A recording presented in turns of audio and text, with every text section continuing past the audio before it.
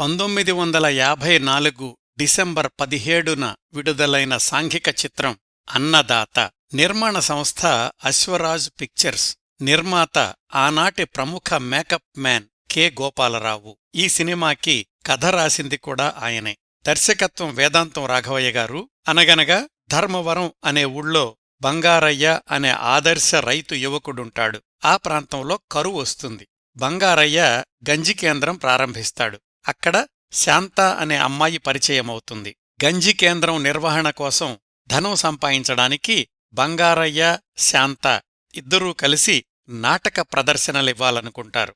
కళ్యాణదుర్గం అనే పట్నం వెళతారు. అక్కడ నాటకాల కాంట్రాక్టర్ కామయ్య పరిచయమవుతాడు. బంగారయ్య, శాంతలతో నాటకాలు వేయించి వచ్చిన వసూళ్లను దుర్వినియోగం చేస్తుంటాడు కామయ్య. బంగారయ్య, శాంత పెళ్లి చేసుకుంటారు. బంగారయ్య తన ప్రాంతం అభివృద్ధి కోసం ఆనకట్ట కట్టాలనుకుంటాడు. కామయ్య ఆడిన నాటకంతో శాంత ఇల్లు వదిలి వెళ్లిపోవాల్సొస్తుంది. కథ అనూహ్యమైన మలుపులు తిరిగి దుష్ట శిక్షణ, శిష్ట రక్షణ జరిగి చివరికి సుఖాంతమవుతుంది.